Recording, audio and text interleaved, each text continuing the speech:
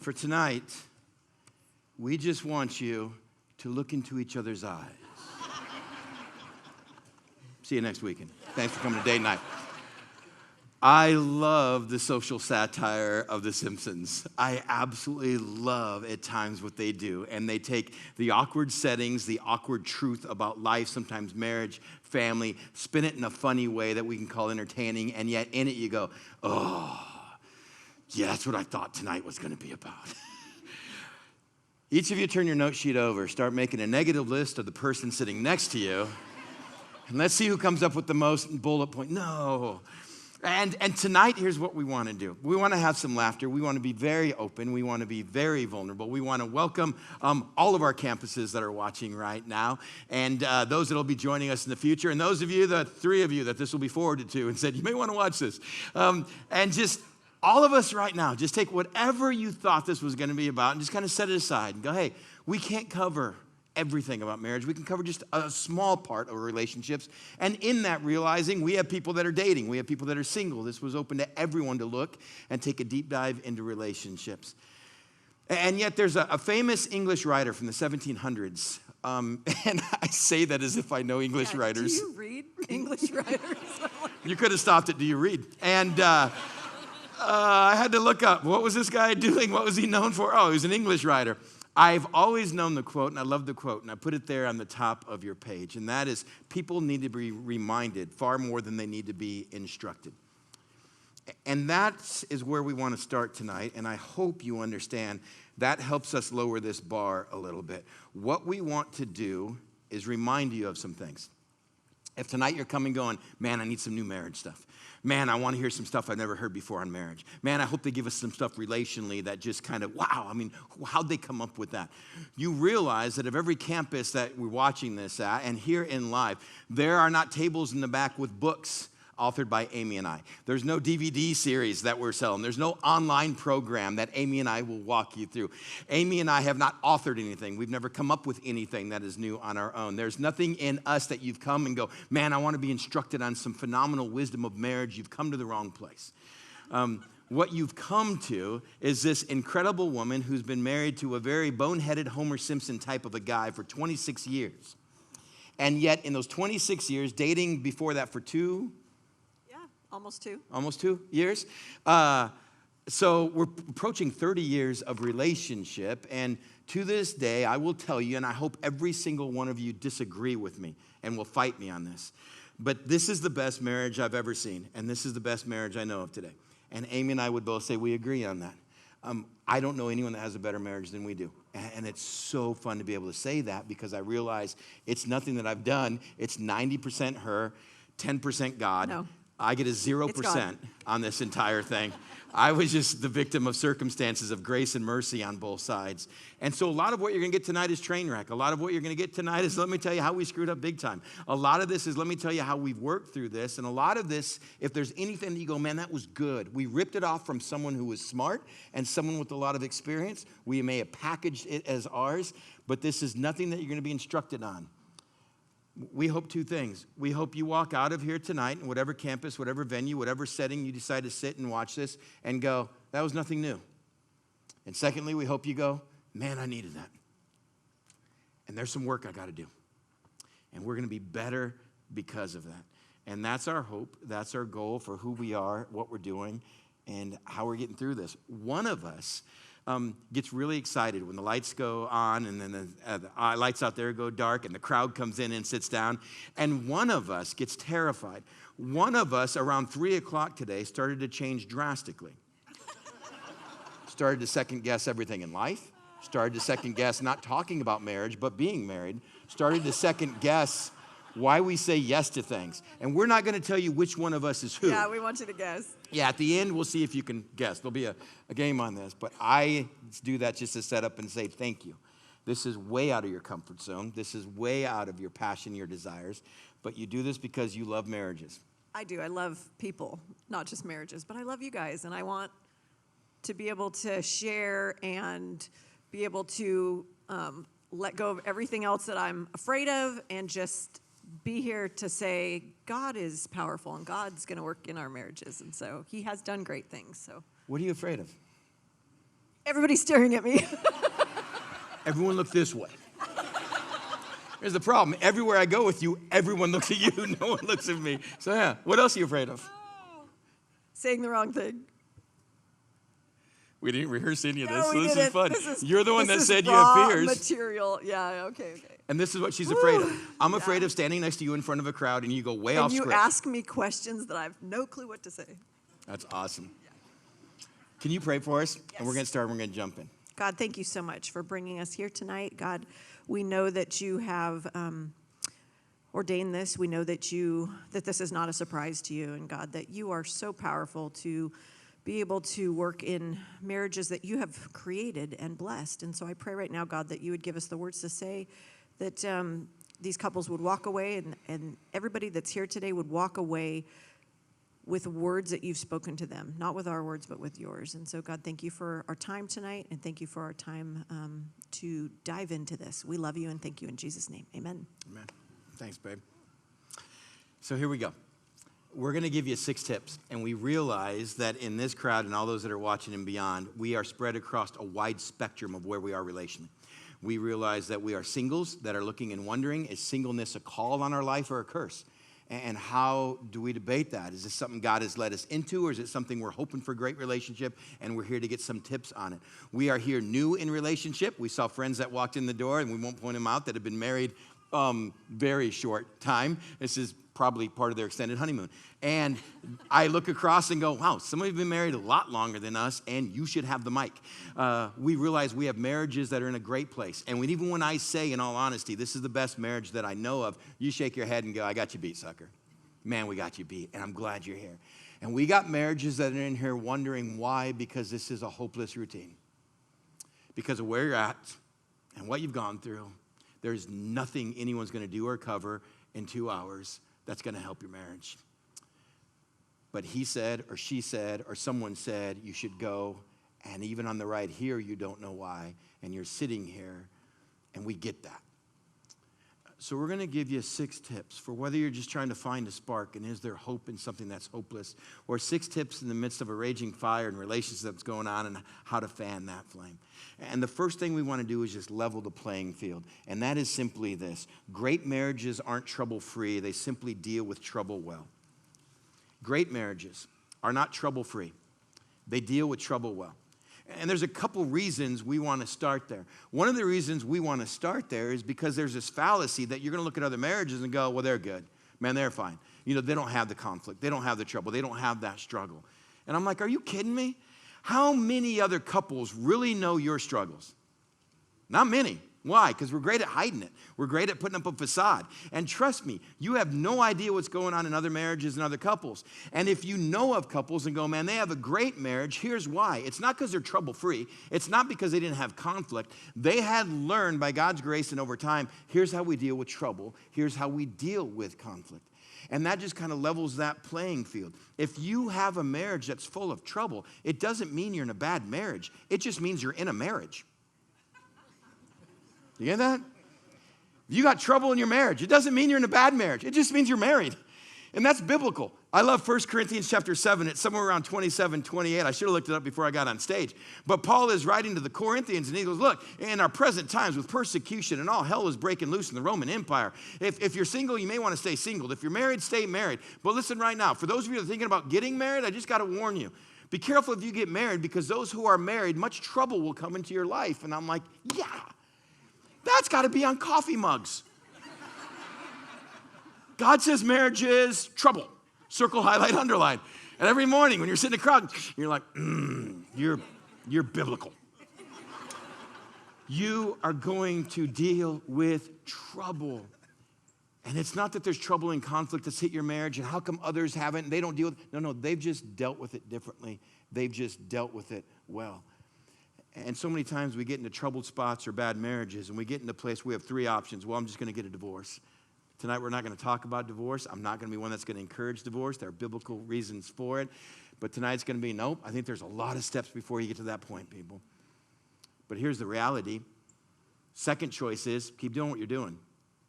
You are allowed, by God's freedom and grace, to live in a lousy marriage for the rest of your life. It's called free will, and you can do it. you can live in the exact state your marriage is in for the next 10, 20, 30, 40 years.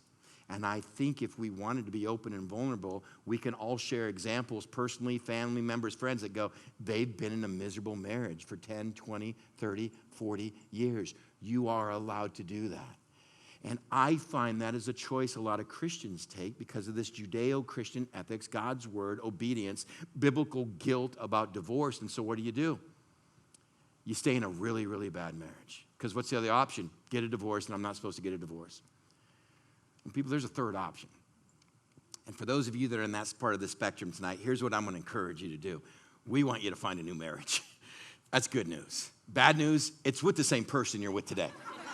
Okay? But I really mean that when I say you need to find a new marriage. If you hate the marriage you're in, chances are God hates the marriage you're in because that's not why he created marriage. And he wants you to get a new marriage. I'm just going to plead with you. Amy's going to try to encourage you this evening. It's just going to be with the same person. But here's the problem. 26 years ago, when we wanted divorce, started by me, when we got to a place of just miserability, if you would have asked me work on it, there's no way I wanted to work on it. Why? Because being married to her was the problem. And you don't understand how bad this marriage was. And so the more I work on it, all it means is more decades of being married to her. She didn't want more decades of being married to me. No one had cheated on each other. No one was unfaithful. We weren't full of anger. No one's throwing frying pans in the kitchen. We just so fell out of love, and we hated being together. And if God would have shown up and said, green pill, swallow it, you'll be madly in love with her for the rest of your life. Red pill, swallow it, you're out of the marriage. I would have taken 2 red pills. Probably asked for a third just in case it didn't kick in. We can joke a little, laugh about it, but it's 26 years ago, got to a place where I almost lost the most amazing thing in my life. But here's what we realized over the decades of working on our marriage and helping others. We didn't need to fix that marriage. We needed to get rid of that marriage. That marriage wasn't worth fixing. It was dead. We needed to start a new marriage and get rid of everything we'd done and everything we tried and start this thing differently. We proved what we could do with the marriage our way, and it lasted 8 months. Seriously? Trying to be vulnerable? People are laughing? Finish it. Well, That's good. That's funny, though. It is. We did our marriage. The best Chris Brown can do, romantic, Rico Suave. Now, this is back when I was thinner and somewhat cute. And this is me, her, no kids. The best we could pull off is 8 months. Cue the laughter. And that's true. That's true. Here's the problem. I'm a youth pastor at a church in East LA County in the inner city. I love what's happening in Pomona. I love what's happening at church.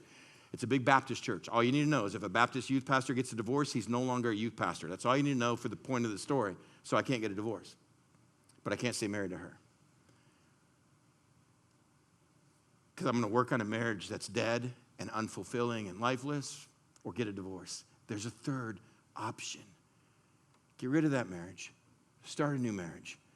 And trust in a God that says, trust me, I can do this. There's so many things that compete against this. yeah, I think a lot of times we have this like unfair view of what we think other people's marriages are. And we think that they're perfect. We think that the pictures that we see on Instagram and Facebook are their marriage, when really that's like the best 5 seconds that they had in that moment to share what they want it to look like. And so for me, it's hard to, it was easy for me to compare and think, why is it so hard for us? Why is it so difficult for us when everybody else appears to have this put together, marriage where they're not fighting, where everybody looks great, they all match, it's like, that's not fair.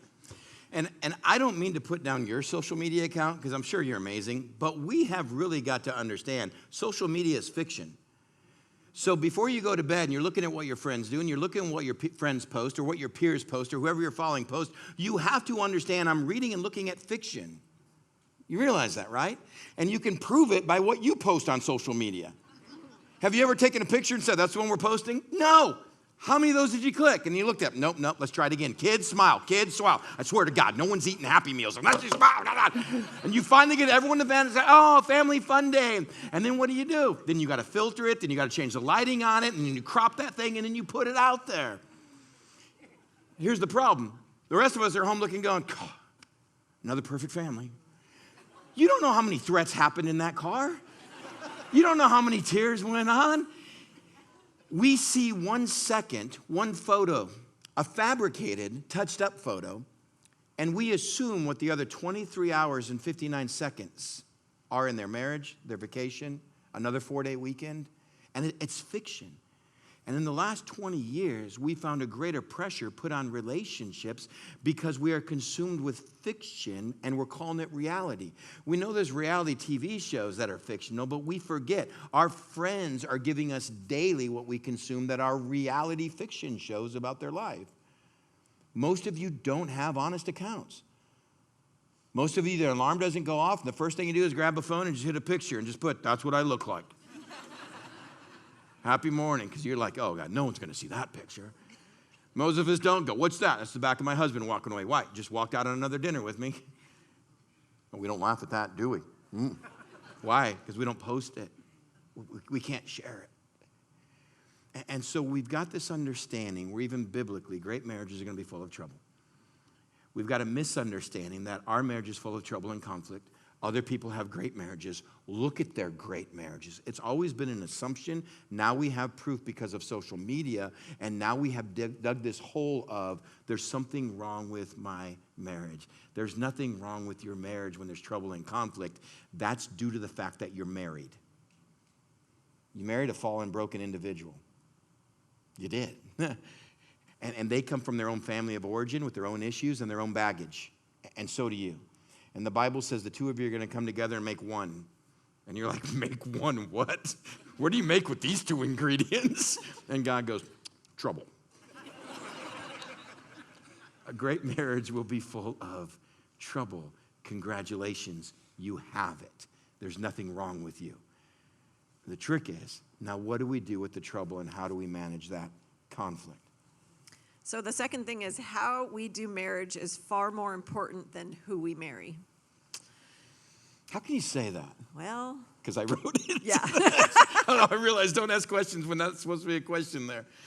Oh, the health of our marriage really affects every other area of our life. What do you mean by that? It affects it in a positive or a negative way. Either you have a great marriage that makes a bad life good, or you have a bad marriage that makes a good life really miserable. Yeah. That's profound. And a great marriage does. A great marriage can take a bad season, a bad life, and say, "Actually, we're good." But I don't care how great your life, how great your season is. If the marriage is bad, you're miserable. We would never share any personal stories up in front without asking people. Anytime we've shared a story about, "Let me tell you about this couple," and we give names, we've always asked permission. I've never asked permission for this first set of group because we got pages and pages of people. Take home is 7 figures a year. Outwardly, man, incredibly successful. Everything life can give you. Inwardly, miserable. Miserable. Why? Look at the marriage. Look at the marriage. Contrary, I still remember being on the Vista campus out in front of the big rocks. This was years ago. This was like 07, 08. So much of our financial institutions, housing, home stuff in a collapse. And I remember leaving from Live, going across the edge, and I saw him, and I'd heard already some months ago just about the struggle they're in. And so I decided to walk up and just say, "Hey, how you doing?" He goes, "Well, we moved in with the in-laws." And I'm like, "That's tough. You're in your late 40s. You've got teenagers, 4 of them, and you've moved in with the in-laws. Because of downsizing a company, just hasn't been able to find work. He's been trying to hustle. They lost the house." So I asked the question, but you know how you can ask the same question, but this time you're trying to say, "I really mean it?" I remember putting my hand on his shoulder and going, "So how you doing?" And he goes, "We're good." And I said, "No, you're not. How you doing?" And he put his hand on my shoulder, and we'll call her, give me a female name. What? Kim. There we go. Kim. Or Thanks. Jan, or whatever was said. And he put his hand on my shoulder and said, "Chris, Kim and I are doing really good right now." And as a man, I realized that's all I need to hear. We've lost our house. I lost my job. I thought I would pick up work sooner than this. I can't believe we're in this space. We've moved in with the in-laws. In my mid-40s, I got teenage kids. But she and I are doing good. So I'm good. I can do this. And this is that purpose of getting into as we start to roll up our sleeves and jump into, here's the stuff we need to work on and what we need to do, just understanding that is the power of marriage in our life. You know why? Because that's page 2 of the Bible. For this reason, man will leave his father and mother and cling to his wife, and the two of you will become one flesh. Well, it's that word in the translation, in the Septuagint, flesh, it comes from one bios. Bios. What's bios? You study it in school. What's the study of bios? Biology. What's biology the study of? Life. It's page 2 of the Bible. Marriage wasn't a civil institution. It wasn't a cultural thing that we came up with. It wasn't a relationship. It was God's design from the very beginning that said, I will fuse male and female together, and the two of you will become one life. And what holds that life together is intimacy and marriage and relationship. So no matter what you do in work, what you do in play, no matter what your income is, what your health is, no matter where you live and how things are going, if life isn't good, you're not good. On the contrary is what we just said. If life is good, no matter where you're going and what you do, it's good. Why? Because what is life? It's flesh. It's the two becoming one. It's page 2 of the Bible. And that's why we've got to spend a night like tonight and just roll up our sleeves, jump in, hit some nitty gritty and go, yeah, I don't want to keep our marriage the way it is. Or, man, I never want to go back to where we were. Or, okay, we got some flames going. We got to fan these things because I don't know what health is coming around the corner. I don't know what finance is or isn't coming around the corner. I don't know what next tragedy is hitting us. I have no idea what tomorrow brings, let alone next year or the year after that. So I better make sure this is good because this is life. This is my flesh. This is two becoming one. Because if this is good, whatever it is, we can get through. If this isn't good, no matter how good life is going to be, it's going to be miserable. Do we got that? We're setting up the playing field before we put the pieces on it right now.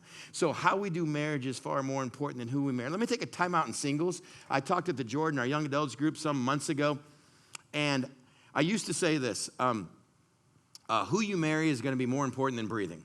Because if you marry the wrong person, you're going to wish you weren't breathing. 10, 20, 30, 40, 50 years. If you're in here and you're single or you're dating. If you're dating, I'm going to make you a little uneasy right now. Second only to following Christ, the most important decision you will make in the rest of your life is who you marry. Because of what we just said. I'm backing that up, though. I said it in the Jordan a couple months ago. Who you date is more important than breathing. Because in our culture, you're probably going to marry someone you date. So that choice starts long before marriage. It's who you date. Yeah, there's an attraction level. Yeah, we call it chemistry. We'll get to that in a second. But beyond that, you better look at it and go, if my health fails, is this the person that's going to be holding me? If our finances are pulled out, is this the person? If their health fails, is this the person that I want to hold? If we go through the tragedy of whatever it is and trouble will hit all of us, is this the person that's going to be next to me? With my values and who I am as a believer and following Christ, is this the person that's going to make sure if I ever get off track on that we stay on track? If you're single in here, if you're dating, I want to make you a little uneasy tonight because before you ever get to that point where you're in your rented tux and she's in the dress she had to buy, I could never figure that out. You better be certain on what we're getting into, not just like, oh, I think about him all the time. Oh, I do that with In-N-Out. Don't want to marry him.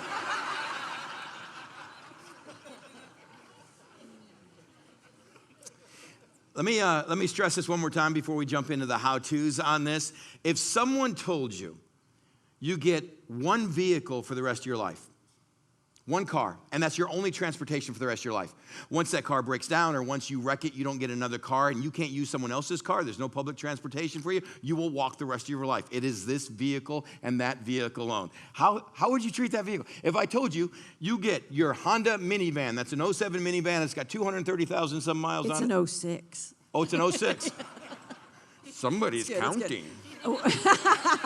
I would really take care of it. I would not speed. Wait, so you're saying you speed now?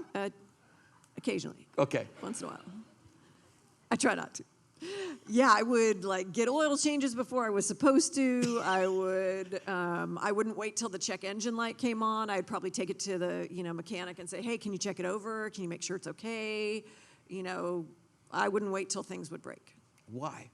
Well, because it's all I have. It's all I'm going to get for the rest of my life. So I would definitely put the work into it that needs to be put into it. You're not trading it out. You're not upgrading. You're like, oh, I'm just going to beat her. If I wreck it, who cares? We'll get something And else. I also wouldn't say like, oh, I can't afford that. I would take care. I would put the money into it that I needed to because I knew it was valuable to me. So. You just made this a money thing, didn't you? Yeah, I did. The person that realized she's got no 6907. That's good. But hey, if we're comparing it to marriage, I mean, it's like, oh, we can't afford to go, on dates, or we can't afford to do something together as a couple. It's like, no, you can't afford not to. So I think when we're comparing it to our relationship. And yet this isn't, we weren't talking finance going, but we went there because I asked you a question. This isn't saying you have to, she or he, let's not make this stereotypical, has to have a shopping spree if they want to shop. No, we're not saying you have to spend large amounts of money. If you don't have money, you have to be wise. But you can't afford not to invest in it. You just can't. I had an opportunity several years ago to go to Havana and spend a week in Cuba, and it absolutely blew me away. Everything I thought about Cuba, everything I'd heard about Cuba, all the stereotypes about Cuba, and I fell in love with Cuba. I fell in love with Havana. I fell in love with the Cuban people who absolutely love the American people, and it was an amazing week that was there. But the moment that you leave the airport, you notice something extremely different about Cuba, and that's the cars. The amount of American cars that were imported into Cuba in the 40s and 50s is astounding. Over 200 and some thousand American cars streamed into that island. It was very much a wealthy island. It was an upper middle class. They had sort of like South New York. It was a place where lifestyle of the rich and famous, especially from the East Coast, could take short trip or boats just off to a Caribbean island, and Cuba was the destination. It was known as the Cadillac capital of the world in the early 50s. And then Castro's regime happened, and then everything shut down, and not a single thing was imported in that country. Over 1.5 million people left, those that could afford to leave. Cubans exiled that country, and they had to leave their cars. With no auto stores, with no auto parts, with no replacement parts. And that's why today, if you happen to Google pictures or walk the streets of Havana, you will see lined up, row after row after row after row, the most beautiful 1940s, 1950 vehicles ever. It's for two reasons. They didn't have an option. You got to take care of it. And they knew if it broke, you better fix it. If it needed a part, you better be creative. The body work and the engineering under the body on this, the fabrication of the Cubans is absolutely masterful. You go, well, they took a 57 and they put it into a 58. No, they took a lawnmower part and they were able to get it work. They took tractor parts and they were able to get it to work. To open the hood of some of these vehicles, you're like, what is that? I've never seen an engine like that. And they smile and say, and you never will, unless you look at the car next to me or the car next to me. It wasn't just their only mode of transportation, but it's how they can earn income. If you had a car, you can earn more income in a 1-hour taxi ride than a doctor can earn in a month. That's communism. Everyone has a set monthly wage. But a taxi ride down the Malecon in the Malibu can be anywhere from $20 to $40.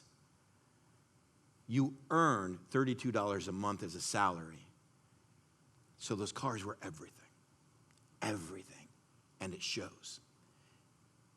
And I'd ask the guys, most of them don't get work. I mean, there's hundreds and hundreds of classic cars, and guys just standing in front of them talking. And I've seen like four of them tonight, got used as taxis. And they go, they only need to use that car once every 2 months, 3 months, because it's going to cover more than a month's salary. They don't have to get 3 rides a day, 4 rides a day. But the pride of standing in front of that car, because you are one of the few Cubans that have that luxury, that income is different than what is set up as your monthly and annual income, and for the rest of the country is amazing. To me, it's this beautiful picture of marriage. What's the difference between a junk pile and the classic? The way it was taken care of, the time and attention that was poured into it. Now, here's the thing. You can take a rusted out piece of junk And you can get that thing working. You can spend time onto it. It's going to take time, but you can turn that into a classic. Tonight, this is what we're talking about. That person sitting next to you, that person that you hope one day to be sitting next to you, we've got to look at marriage and understand this is supposed to be for life. And if I truly understand that, I'm not supposed to trade it in. I'm not supposed to go through and go, well, I hope it works, but if it breaks, I'll get another. We're not supposed to look at a newer model. Oh, you like what I did with that? Yeah, that was good.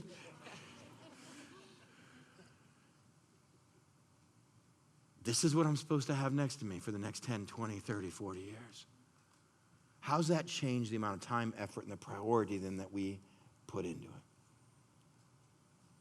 See, once we are married, we need to change our thinking from, well, this is who I married, and this is who he is, or this is who she is. And we need to change that rhetoric to, okay, no, this is how we do marriage. This is how I work with him. This is how I work with her. We're not the classic that we're supposed to be today, but we're working on it. We're getting there. It's going to take a lot of polish. It's going to take a lot of work under the hood. It's going to take a lot of fabricating on this one. But you know what? This is the car I get. Is that guy talk? Is it? That's good. That's good. But is it you okay? Like, you're my vehicle. You're my ride. I don't know. Yeah, I'll be It's your about as ride, romantic as I get. Woo. So if it's how we do marriage and all marriages are full of trouble, then what do we do with it? Oh, you want me to take this line, don't we? Okay, I'll say it. Our greatest sexual organ is the mind. Why'd you say organ? Organ. Okay, she's like, I don't want to do it. I feel awkward. And then you made it really awkward. Our greatest sexual organ is the mind. Our greatest sexual organ is the mind. You go, whoa, we're talking about marriage. We went to sex. Yeah, because I'm going to tell you, half the room does. And I don't know which half. It's not always male. But I'm going to tell you, this whole thing of intimacy, oneness, togetherness, fusion is physical. It is emotional. It is relational. It is spiritual. It is social.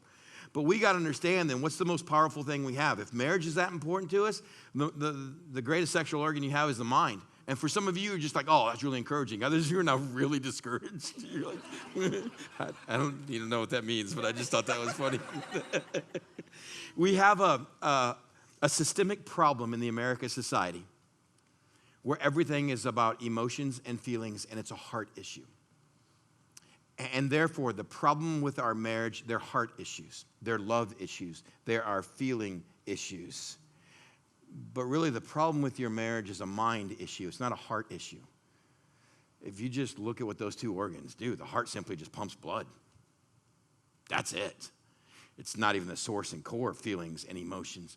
But we've got such a romantic, overstimulated, overpassionate, oversexual culture where everything is hypersexualized and hyper-romanticized that we've got this issue that the problem with our marriage is our heart.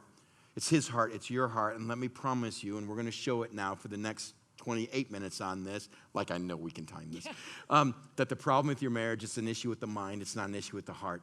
And in this, we're going to show you why that's a really good thing, because I can't tell you how to fix a heart. I can't tell you how to fix emotions, how to fix feelings. I'm not an emotion guy, I'm not a feeling guy. You married a very non-emotion feeling guy, babe. Well, you married a very emotional woman, so.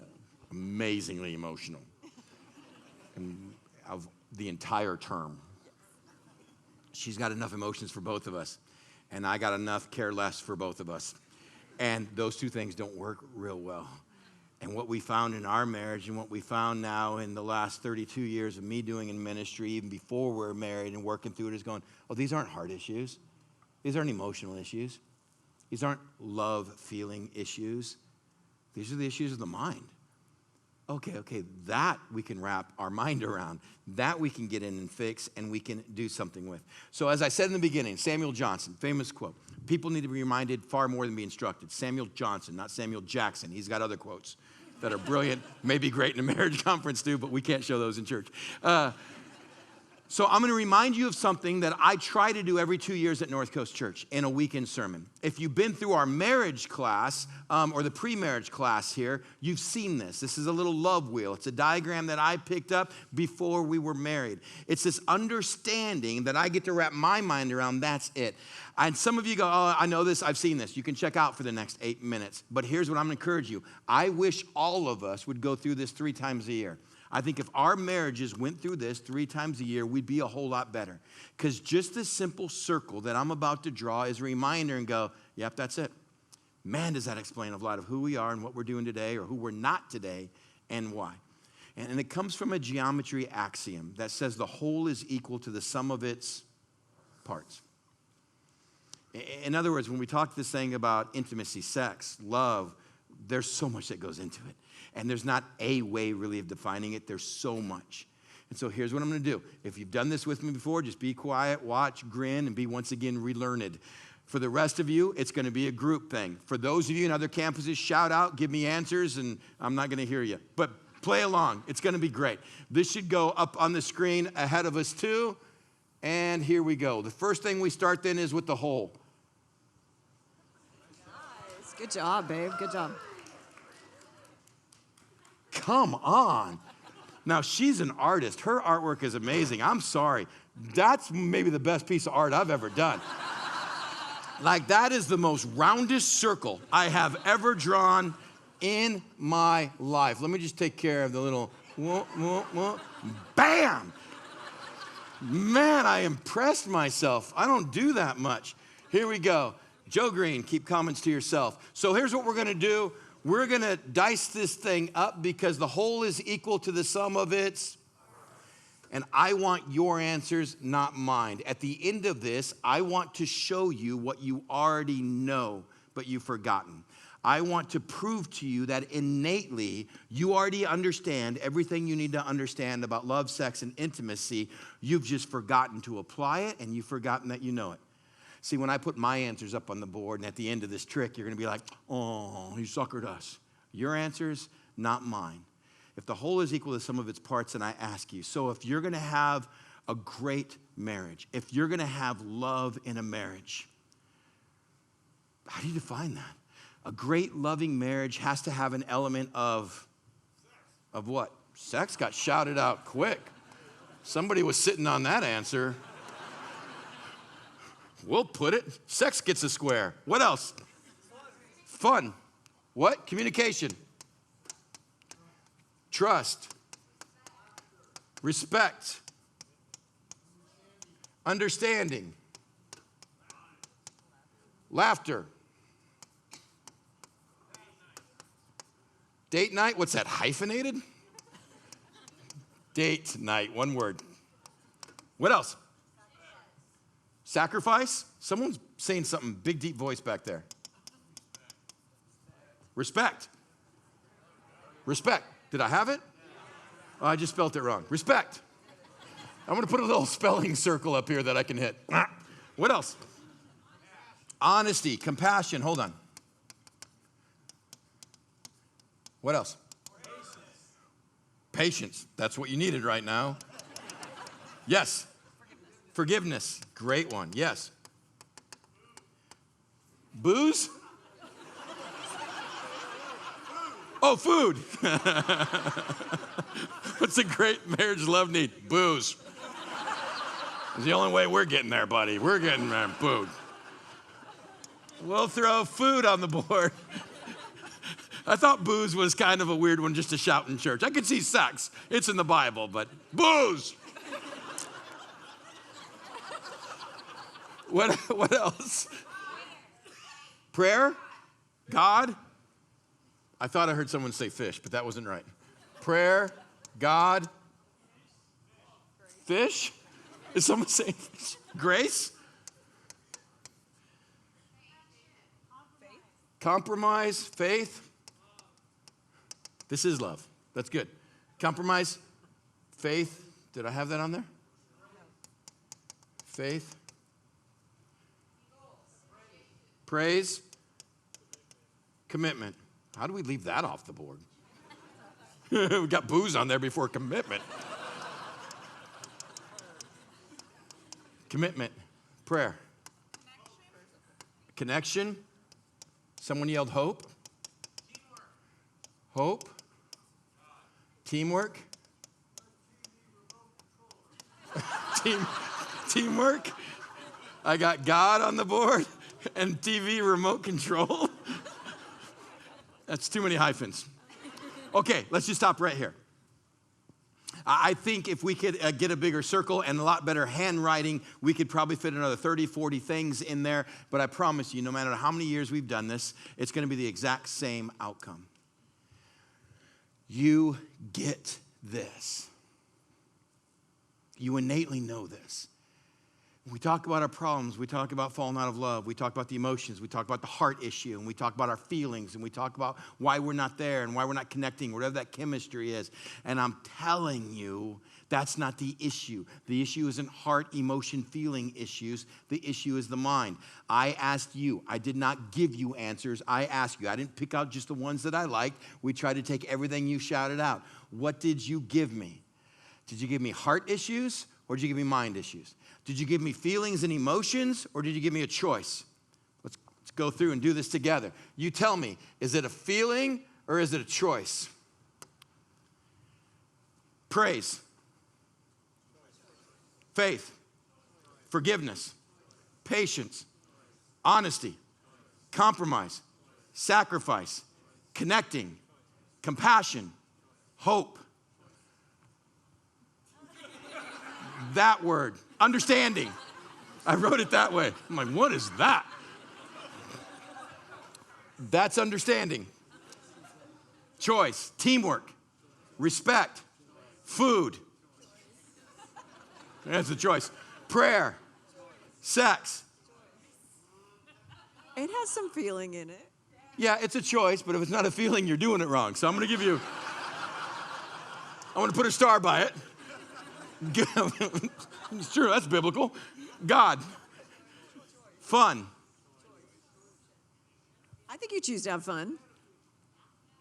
I mean, you can enjoy it while you're having fun, but you choose Okay, to the other part that isn't, we're going to get to in a second. Grace. Choice. God. Choice. Communication. Choice. Prayer is a choice. Trust is a choice. Laughter. Choice. That's how this, I choose to laugh all the time. I make you laugh even when you don't want to laugh. See? That's it. Okay. It's got a little feeling in there. I'm going to give that a partial star. Date night, choice. Commitment, choice.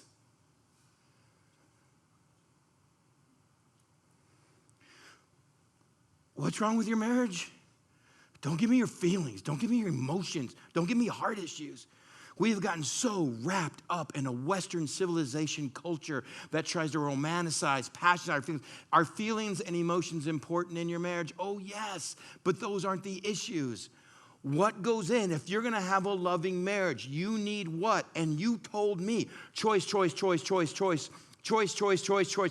The feelings and emotions are what? Sex and laughter. Now, let me ask you something, though. What do we base our American dating on? Sex and laughter. Well, mine was laughter, but thanks for being honest in church. Mine was laughter, but others...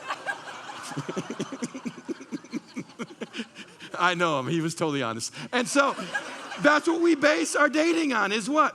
Do we laugh? Are we having fun together? It's we stopped at fun and said, it's a choice, but you also have fun. There's feelings. So what do? We have fun, we have laughter, and there's this physical connection. That's what we base it on. And so why do you get into a relationship? Why do you find out? It's like, oh my gosh, she's so gorgeous. No, we have so much fun together. There's chemistry and I can't keep my hands off her. Oh, he's so awesome and he's so good. Oh, he's such a great kisser. And I'm like, whoa, whoa, whoa, whoa. This is the car you got to drive when you're 78. You're not going to want to look under the hood, or you're going to look at things and just, I don't know what that meant either. Just don't go there. Where was that? We're going to edit that. Right here. If you do it right, you're going to want to look under the hood. It's going to be an amazing vehicle. It's a classic. These are the choices you are making, and yet we get into picking spouses or long-term relationships based on what? Fun, laughter, and some sort of physical chemistry. Now look, you realize every one of these pieces of the pie aren't all or nothing. They're gradients. In other words, every one of these, there is going to be a scale on this thing that's either going to be at 100 or 0. And we have this little measuring on every one of these. And this is why I try to do this at least 2 times, or at least once every 2 years on the weekend. It's why we go through it with every one of our relationship things. It's why if you're sitting here and you're chip or settle right now and you're tuning out, you're talking to your wife because he's like, dude, I've seen this wheel 4 times, I can draw it. Trust me, your wife wants you to get it the 5th time. We've got to come back and get these wheels and go, man, I know that. I'm not being instructed. This isn't anything new. I'm being reminded this is the problem. And it's not whether you have communication, yes or no. It's our communication is at a 95%. Oh, you're answering like honestly, like today. Yeah. Oh, sweet. We did talk a lot. Man, 95 is the highest score I ever got in any test. I'll take it. It's a 95. It's prayer. It's trust. These things, where's your trust? It's not that you have it or don't. Go, well, I don't know, it's 20%. And this is the problem. If we don't understand our greatest sexual organ and our greatest organ of all intimacy and love is the mind, what are we relying on? Some sort of chemistry, some sort of laughter, our fun, how we feel, these emotions of love. And yet when I ask you, please describe it and define it for me, you did not give me emotions. You gave me choice, and I promise if we take another 2 minutes, get more spokes on this, or 20 minutes and more people, we will come up with another 20 choices and maybe one more emotion or feeling. But as many years as we've been doing it, this is the ones we get. Sex, laughter. Sex, fun. Everything else is a choice. But if we get into marriage or we get into our relationships based on, well, we used to have so much fun. I mean, she laughed at all my jokes, and she was hot, or I was this, and we had this chemistry. And the Bible says, let me warn you, once you get married, your life is going to be full of trouble. What happens when trouble hits? You call a moving van. Or from the other side of the auditorium, booze. Because what happens to the wheel?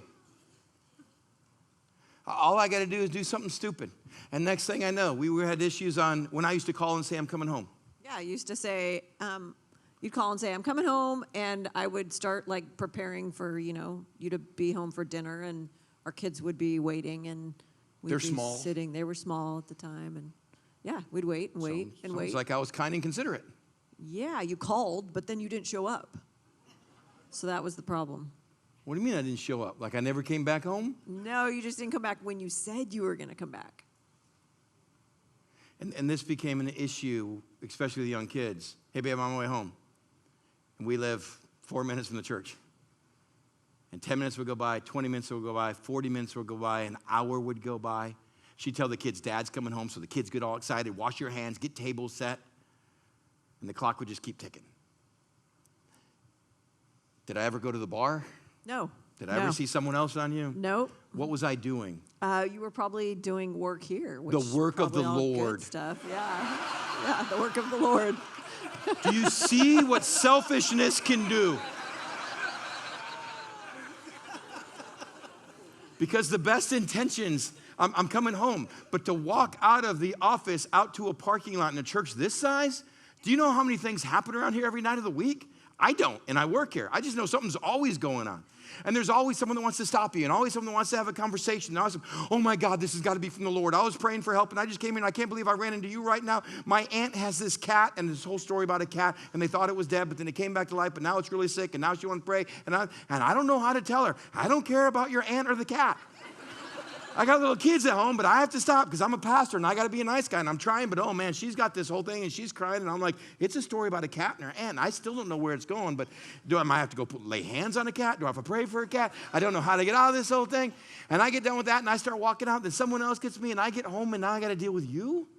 Yes, yeah, because I've been waiting and the kids have been waiting. I know, huh? Do you see what I had to live with?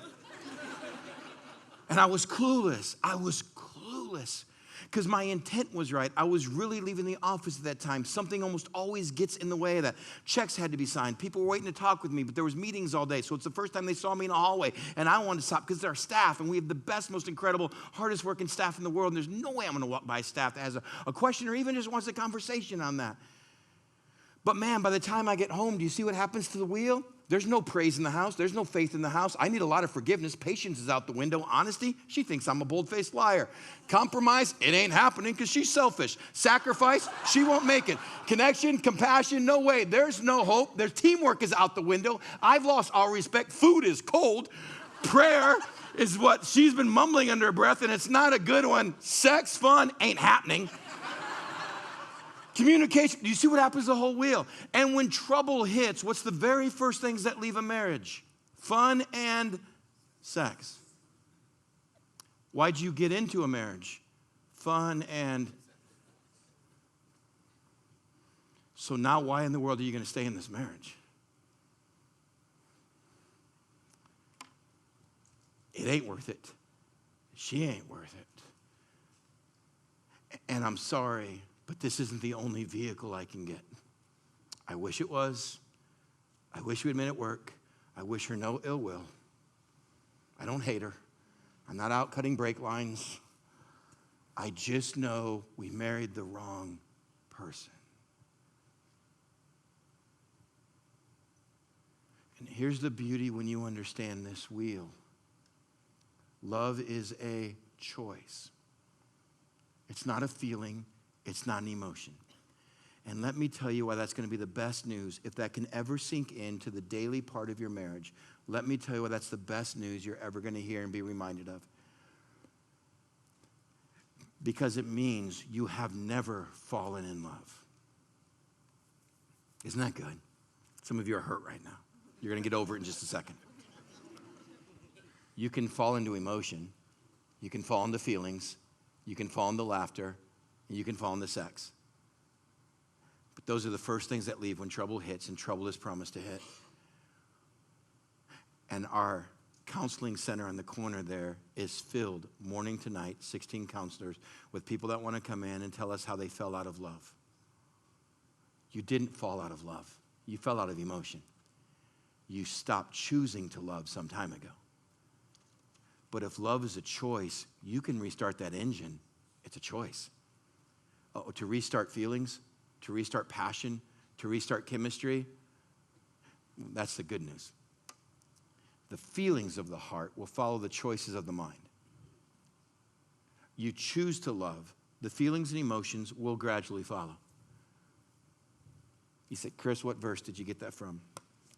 I got it from The Bachelor. One of the best theological sound television shows ever to be put together. Do you realize they've never canceled a season because people weren't interested in each other? Just think of that for a second. Shouldn't 30, 40, 50% of those seasons be canceled? Because after the first couple nights, they realized, we didn't find a good match. And we'd be like, well, how could you? How could you find the perfect match for this guy out of just picking 30 women? The odds against that, they've got to be 1,000,000,000 to 1. No, the opposite is true. They find every season the perfect match is. Why? Because love is a choice, and everyone knows the game. You come choosing to fall in love. You come fighting to fall in love. You come with a mindset that I'm going to fall in love. And even the women that are sent home the first night are what? Torn up. Got him on the front porch, sun coming up after, I thought he was my soulmate. And I'm like, you don't know his last name. You don't know his last name. You had 3.5 minutes by a fireplace, but you had an entire night of choosing, he's my soulmate. So by the end of that night, you're heartbroken. We've talked to people on the show that have heard this talk and go, oh, I was so embarrassed. Afterwards, when I saw how we all fell for that, by what? Choosing to love. And the heart and the emotions are quick to follow. Oh, you get down to the last 6? The first few episodes we'd watch, the first few seasons, and then they're all just follow the same thing. The guy stand there with 3 roses, 5 women left, and he's like, I'm going to need a moment. The host of the show comes over. I can see this is difficult. What's going on? I love them all. Especially the one I haven't dated yet. And for those women, they all know they're marrying him. Why? Because they know what you innately know, what God innately designed us with. 2 becoming one flesh, one fusion, one bios is a choice. You can choose not to. You can choose to live miserable. You're allowed to. But if you choose, you can experience what God has created. And it's a choice. And I simply asked you, define love for me. Choice, choice, choice, choice, choice, choice, choice, choice, choice. But right now, for those of us that have marriages that aren't going well, why? Our feelings, our emotions. And I'm like, look, I'm not downplaying those. I'm not minimizing those. Those are real. But your problem isn't a heart issue. Your problem is a mind issue. And if we can engage and make those choices, I promise you that heart will follow. I don't know how to get that into your head, because if you went back 26 years ago, nothing a guy on stage could say would make me believe it. I knew I married the wrong person. She's a great girl. We tried to make it work. We had crazy, awesome dating experience. It was phenomenal, but I'm sorry, this doesn't work.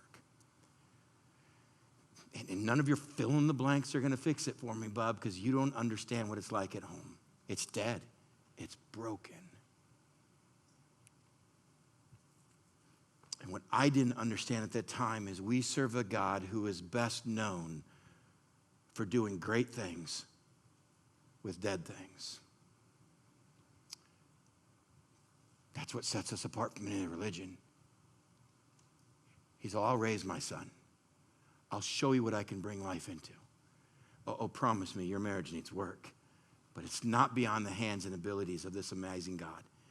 What he needs is two pieces of the flesh to come together and go, I choose to no longer have this marriage. But unfortunately, I have to be married to you. So I choose from this day forward to have a different marriage.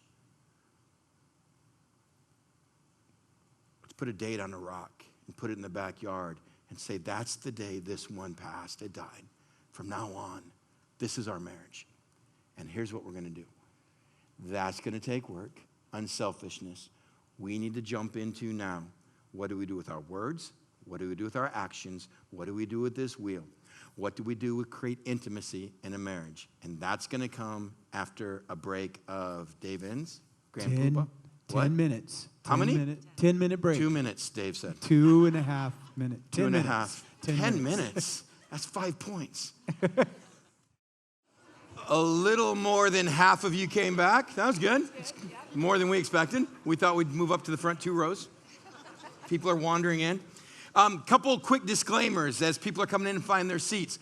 Number one, when Amy and I start getting very real and vulnerable about how much we don't like each other, about what kind of problems we have, and divorce, I hope you understand, because sometimes people come up or they'll wait till I'm away and just, Amy, how are you doing with that? I saw that really hurt you. And Amy's like, it was 26 years ago.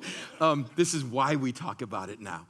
We don't talk about, okay, let's talk about fighting. Like the one we had yesterday, when you started, no. The stuff that we're hitting on this, because I know there's always feelers in the crowd. I have to remind myself feelers are in the world and that people feel. And it's weird to me. And I catch that and go, oh, for the feelers in the crowd, like, oh, he said that in front of her, or she felt that. The beauty of God's grace and mercy is that we can take where we once were and now talk about it with smiles and joy. Try to be real, vulnerable to show or say what was happening. But man, that was over 2 decades ago by God's grace. And also, hey, I was asked if we have a bodyguard for Chris so that he can leave the church on time. That was one thing we dealt with how many years ago? 10 years ago? 12 years ago? The kids were small. So they were little. So we did work out a thing of he calls me when he's actually in the car and is ready to leave. So now I don't call her when I'm in the car. I call her when I've driven out of the parking lot. Because from where I park, I still drive across. People walk in, out. My buddy Chipper the other night, as I'm driving out of the parking lot, I see him. We're going to talk for 15, 20 minutes. Amy didn't say you got to be home by 6:30 or you got to be home by 7. Amy doesn't care if I come home at 6 or I come home at 10:30. Just don't lie to me when you're coming home. I can call her and say, let me tell you what's going on tonight, or we have an elder meeting tonight, or here's what's going on. I'm staying for that. I'll probably be home at 10:30. She's happy as a clam. Just don't tell me you're on your way home and an hour and 40 minutes later, we still haven't heard from you. What we wanted to give you is real life examples of what happens to this wheel when we do the simple things. The other disclaimer as we're taking our seats is simply this. There are different spokes for different folks. You got that? I know it's really corny. There's different spokes for different folks. There are some main things in here that we all need to have. Our commitment, our honesty, our loyalty, our respect, our teamwork. But let me tell you, because of you, your family, how you were brought up, your family of origin, your issues, there are some spokes that are big ones. The real art of great marriage is finding out this is Amy's spoke. Man, this is it. Like my wheel's got like 3 spokes. It's like I'm a pretty simple guy. My buddy said during the break, I want this slice, food, prayer, sex. I'm a one pizza guy. I won't tell you who said it because it's my same friend who said he dated for laughter and sex, and that's fun. But no names because some of you know Jim Ridenhour. And so we're just going to keep it at that. But yeah, some of us look and go, bam, or this is big, and that's the trick of marriage. It's not about my spokes, it's me finding out what are Amy's. What are the choices I need to make to say that fills her wheel? Man, that fills her wheel. But here's the problem. By human nature and brokenness and sin nature, we are naturally selfish people. So what do I care about? My peace. Light on the prayer, food, sex. This is it. Fun, trust, community. I don't need communication. Laughter, I'm going to create it on my own. Date night. I mean, there's so much of me I look and go, this is important to me. And she knows that. And she knows, well, that's the guy I picked. These are the things I work on. For Amy, she's got like an 18-wheeler. There's spokes that I'm like, 26 years, I didn't know that was a spoke. She's like, I create new ones. And I'm like, all right. And it's up for me to say, all right, if sex, intimacy, love, this relationship is what I'm supposed to have for the next 10, 20, 30, 40 years, I better fill that spoke. Because I know how this thing's going to work. And I said, hey, we're not authors. Thank you for doing this, for being up here. I know this is hard for you. Thanks, babe. But here's what you are amazing at.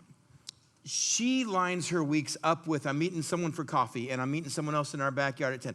A lot of these are usually staff women and young couples at our church.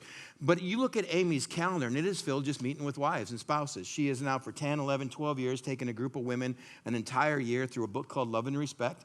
And they just do a chapter at a time for a year. So this is what Amy does. It's behind the scenes. It's off the stage. Doesn't like large groups.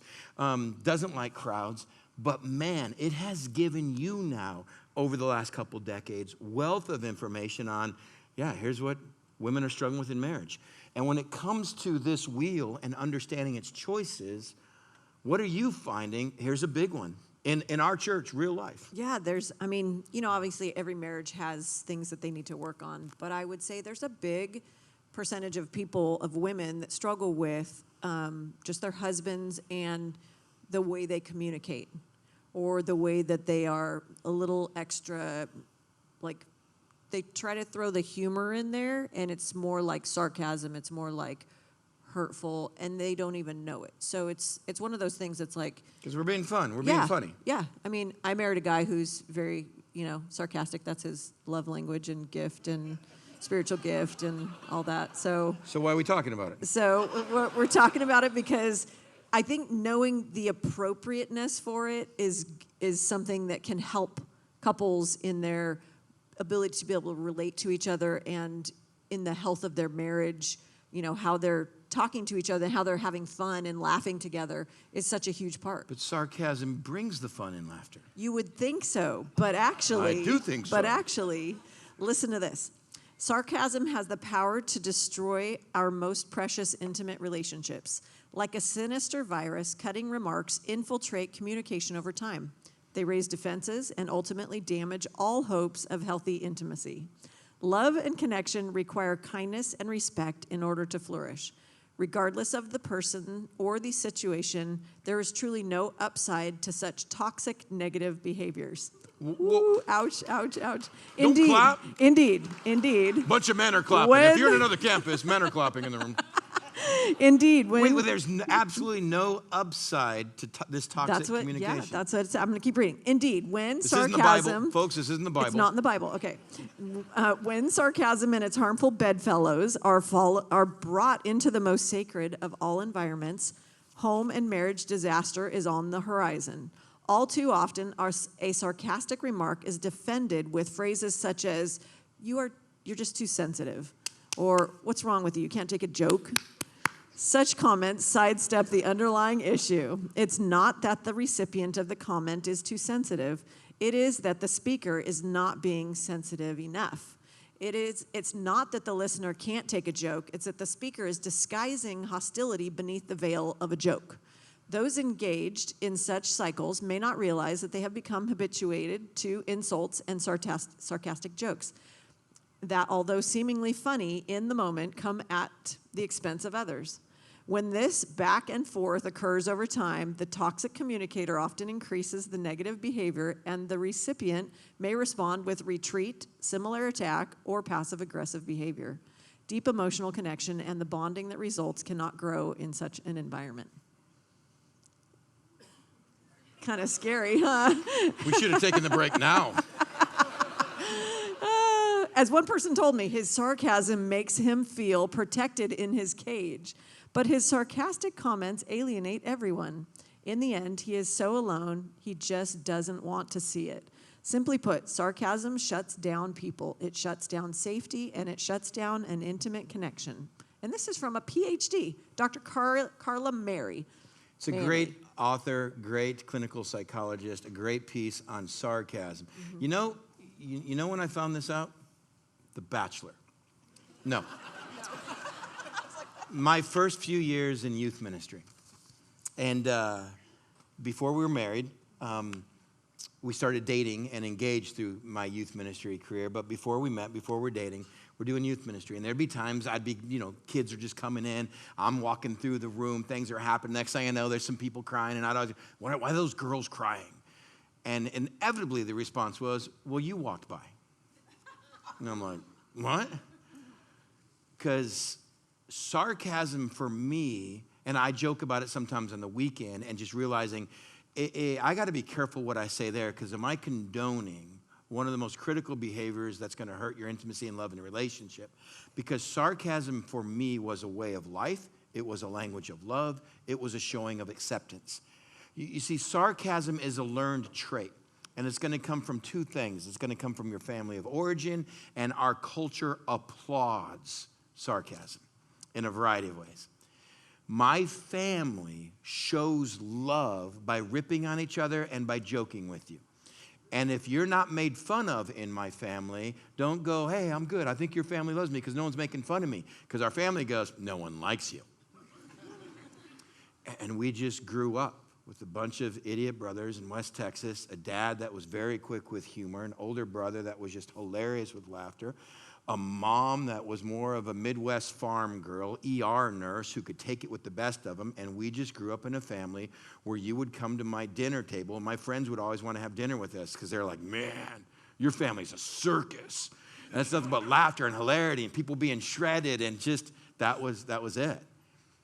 And because this is where I grow up, this is what I understand as communication. This is what I understand as, come on, you're just too sensitive. Come on, it was a joke. Oh my gosh, why can't you take that? Come on, baby, are you serious? You thought I was, and this is what was happening early on in marriage. Likewise, she grows up also in a very weird, dysfunctional family. They're just a different weird and dysfunction. Yeah, well, I mean, we would be really honest with you and say things in truth, minus the little bit of love that we should have said things. So if things were spoken about, someone was trying to speak truth to you. So in my family, when you're joking about stuff, she took it as hurtful truth. Otherwise, why would someone be saying it that everyone's laughing at? And I'm like, she's just sensitive. She's one of those California chicks. And we didn't understand this early on in marriage, and we see so much of this in marriages now, and just realizing, like I said, our culture, our social satire. My favorite TV show is The Simpsons. It explains a lot about me and who I was growing up. Our news, our media, our social media is incredibly divisive. We get even our news and entertainment is about who is tearing down. Where is kindness shown and escalated in our society? Kindness, more often than not, is shown as a weakness in entertainment in our society. What's the opposite of sarcasm? Kindness. And so we come in, and a lot of us that have that gift of sarcasm, now I say that loosely, male or female, have to understand, man, this was not healthy for our relationship, and it was tearing it down. And yet my excuse would be, sometimes things would escalate, and I'd use sarcasm just to be funny, to break the ice, and I would use sarcasm just kind of to go, oh, okay, to diffuse the situation. Yeah, but it's not always healthy to do that. And there were some there's examples of like the things that are not healthy would be like, an exaggerated so tone. give me these characteristics of sarcastic speech. Yeah, what are we talking about? Characteristics of sarcastic speech would be exaggerated tone of voice, or like a blank stare at somebody, a monotone voice, a raised eyebrows, like whatever, rolling your eyes, exaggerated fake smile or smirk. False sympathy. Wow, that must have been so hard for you. Oh, you had such a tough day, didn't you? Yeah. Keep going. I'll have an answer for all of them. It's just something I'm good at. Go. Expressing Do like me, the do opposite me. of emotion, like your word saying like, I'm so glad you did that. Wow. Oh, babe, that was so helpful. Right. So, yeah. So you can tell this is like a thing that we have had over the years to like work through and discuss and find the appropriate time for it. Because there is an appropriate time for it. Yeah, but here's the thing. You got a choice. I'm either going to blow up or I'm going to do sarcasm, which kind of diffuses the situation and makes it kind of fun and light up, Right. and we can move on. Yeah, absolutely. But in a good relationship, that's good. It can be a good thing. You're diffusing the situation because I know how you really feel. I'm not trying to guess. I'm not trying to like, oh, is he being truthful or not? Is he poking at me because like he's got the opportunity to? Remember 2 weeks ago when you were talking about my sunburn? Oh my gosh, we're on vacation and I go, babe, you are so burned. You need to wear a shirt tomorrow. You should put a shirt on your body tomorrow. You should put a shirt on your body We're laying in bed. tomorrow. It's, I don't know, it's dark at night. You should put a shirt on your body tomorrow. And just quickly, I said, you should put a bag on your face tomorrow. And in the moment, I like burst out laughing because I'm like, it's so over the top. He doesn't mean it. I know that. But it was hilarious. Like, he's so quick. He's so witty. He's like, he's on it like that. Because she's just saying, feelers are crying. Yeah. You are no longer my pastor. Yeah. But and here's what we want to show. Are you healthy or unhealthy? And what is sarcasm for? And where is it okay, not okay? Yeah. Because we, for the next 20 minutes, man, we just kept giggling. Because I just thought, I think I'm one of the funniest guys I know. And I actually think he is she too. thinks I'm hilarious. Yeah. So I know it's night. We're finally getting to sleep. And she's like, you know what? Because I got burn cream on me. You should put a shirt on you tomorrow. And I'm like, you should put a bag on your face tomorrow. And oh, God, we're laughing so hard. Because she knows there's not an element of truth in that. Right. There's not even a sentiment in there. Right. And that's the problem of sarcasm. Most sarcasm, the stuff I brought up, there is an element in truth in there. And I thought, okay, I can diffuse this situation by making light of it. I'll say something sarcastic. In a healthy relationship where she is secure, where her spokes are filled, where she knows there is not a bit of honesty, there's not a bit of hurt that's coming from you in that moment, we can lay in bed and we laugh. And we laugh a lot in bed. In an unhealthy marriage where what I'm getting at is truth, where I'm trying to poke out stuff because of what she's doing or how she's making me feel. Man, sarcasm is the quickest way to kill intimacy and love in marriage. It is the quickest way to destroy this wheel. And it basically just like halts conflict resolution. Like we basically like shut down when we start saying things that we don't know what the other person means. We're basically like shutting it down. We're not dealing with the real issue. And I think for us, what we've had to do is when I get to a place of where I'm like, I don't really know what he means, I actually have to say, what do you mean by that? Like, that's not fair for you to say that. I don't know what you mean by that. And to really just talk about it. I don't know. I mean, I just said it. Yeah. I'm an extrovert. I'm a thinker. I'm not a feeler. And I'm like, I don't know. I have to think about what I said to think about what I was saying. But you know what? Honestly, when I listened to like those words that I was reading about, what are characteristics of sarcastic speech, I saw myself like in the past how I would roll my eyes, I would slam a cupboard, I would do these things that were like, your breath. I'd mumble under my breath in the other room, so he couldn't really hear, but I was like getting out what I was feeling and thinking.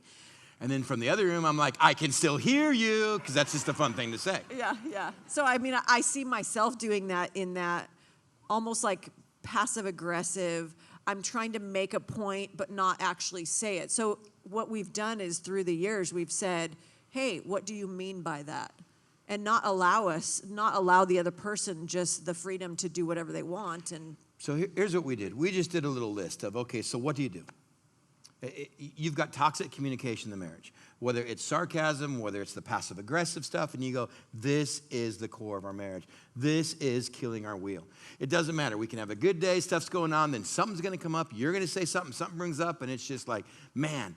And if this thing is 0 to 100, all I need to do is have one sarcastic comment that's on truth, something that she's struggling with, something that she's insecure with. Her wheel is fragile already. I say something like that, and everything comes crashing down. It's like Vegas. Ding, ding, ding, ding, ding, ding, ding, ding, ding, ding, and I lose every chip I had in the wheel. Teamwork, I had built up to a 65. Honesty, I'd built up to maybe an 80. Connection, we had maybe at a 70. Compromise, I don't know where it's at. Patience, we've been pretty good at patience, but not today. Forgiveness, do you see that sarcastic remark? All these things just come crashing in. This is daily. It's all about the little things. It's all about the little comments. You go, Chris, you don't understand feelings and emotion. I go, listen, we already put that away.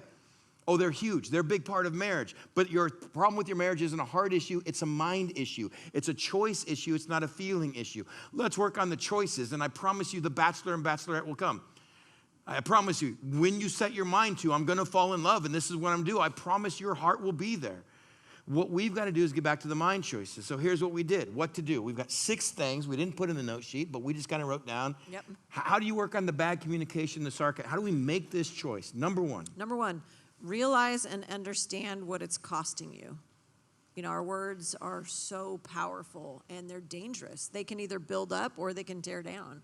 And I think realizing the power behind them and not blowing them off like, oh, you're just too sensitive is really, really important. Our communication is to relationship as blood is to the body.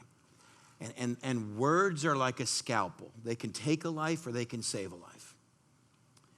Words are cutting. We know that. Your deepest wounds, hopefully, I know God forbid there's others in the room, but some of your deepest wounds come from words. And they are going to build your marriage and save your marriage. They're going to take this thing and go, this is the classic, or they're going to say, that's why this thing's in the junkyard. And that first thing is that simply realize and understand what it's costing you. If this is my body, if this is two becoming one, if this is what God has given me, flesh, it's not her versus me. It's not me versus her. My words are costing me when they're hurting her. Number two, name it as the killer of your intimacy. And this is something I had to get into even from youth ministry on. When Amy came into my life, she helped me tremendous with that. Chris, I know you're funny, and I know that was really funny, but man, that was hurtful. And I have every right to go, oh, you guys are just too sensitive. Man, you guys have just got to get tougher skin. Man, you guys, and this is hilarious. And everyone thinks I'm funny. Well, they do think you're funny. That doesn't take away the fact that was incredibly hurtful.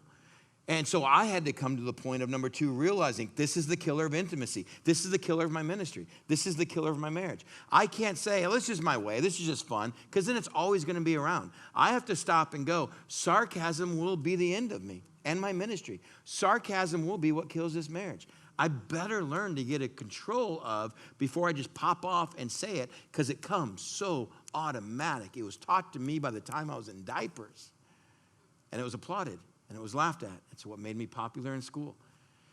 We used to go toe-to-toe in the locker room, man. Guys just go up and go, take on Brown. Man, just take on Brown. And I would just stand up. We'd do our stretch, we'd do our thing. We knew it wasn't physical. We were just going to slam each other, just verbally. Let's have at it. God, I love that. I love that. Who's going to run out of insults first? I guarantee you will. I'll shred you. It was a sport. Why? How did I get to be a Christian? This is amazing. I don't know. This is amazing. Number 3. Number 3, ask your spouse, am I funny or hurtful?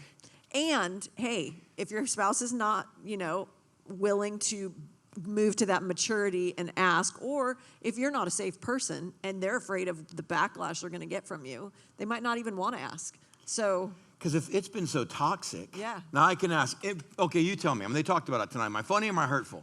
Yeah, the way you just said that to me was like, holy cow, you're about to So what is it? Hurtful. No, you wouldn't say that. I wouldn't say that. I'd be like, I don't know, babe, you're usually funny. Yeah, you're funny. Now, how can, if this is someone going, he's not going to ask that on the way home or tonight, how does a wife say, hey, you bring that up and say that was... Yeah, you have this in the right timing, not in the moment, but later on you say, you know what, babe, you're a really funny guy, and I love your humor, But there's times where, like tonight, where you said this, and boy, did that really hurt me. I would really love it if in that situation that you didn't say things like Here's the areas that are off limits. And the reality is we know them. It's your insecurities. It's the things you don't like about yourself. It's the things you don't like about your family. It's the things you don't like being compared to your mom. It's the things, and I'm being sarcastic to get my point across. I'm either going to yell, and I'm not a yeller. I don't lose my temper. I lost my temper in October of '86. Was the last time I lost my temper, and I didn't like it. It's not a control issue. My dad's been a guy. He's never lost his temper, thank God. With all of my other faults and flaws, I just don't have a temper. But your words are like the daggers. Yeah, exactly. Number 4, take responsibility for yourself and your spouse. For those of you that are the sarcastic one, this is one you have to own. For those of you that go, I'm the beholder of toxic communication. I'm the roll in the eyes, I'm the slam the cum, I'm the mumbler, I'm the one that disrespects him, I'm the one that constantly looks, I know what I'm doing. For those of you that go, I disrespect her, I don't show her love, you've got to stop right now and go, if this marriage is going to continue and be a different marriage, I got to own this. I got to take that responsibility. For me and my spouse, this is one I've got to start on. I told you after the break it was going to get a little sticky. That's awesome. Number 5, learn to replace it with honest, open, and vulnerable communication, starting with I statements. So instead of waiting for him to address it, if I'm feeling this way, I'm going to say, babe, it hurts me. I feel bad when you say such and such. I don't like it when you do this. It hurts. So early on, I used to call you Lonnie. Yeah, that's my mom's name, her nickname. And It's her nickname? Yeah, it's her nickname. Her name's Ilana. Ilana. But everyone in life called her Lonnie. And so anytime he would say, okay, Lonnie. Nice job, Lonnie. Thanks a lot, Lonnie. He would say it in that tone, okay, Lonnie. It pushed a button. It was a trigger. Yeah, it was like, it wasn't a positive, endearing term. No, it was like, I think you figured that out. We're stop good. We're good. bossing us around. Stop talking down to us. The way your mom treated your dad, your family has dysfunction, my family, every family has dysfunction. But the way that, and you would do your thing, and I'm like, thanks, Lonnie. All right, Lonnie. It would get you so upset. And I did it because I know it would. You did. And instead, we started saying, you know what? When you feel this way and I'm doing something, be specific and say, hey, babe, when you interrupt me in the middle of a conversation, it really feels disrespectful. Can you help me here? I have a choice. I can call her Lonnie for the rest of my life. We can have this miserable marriage, or I can sit down and say, okay, let me tell you how I feel when you do this. You saw it in your mom and dad's relationship. You saw it in the way your mom did, your mom treated your mom, whatever. And so I shouldn't be calling you Lonnie. But what I'm trying to get at, man, this is what I feel. And this is how it makes me feel. And we had to start putting together this new engine and this new body in this vehicle and go, these are the I statements.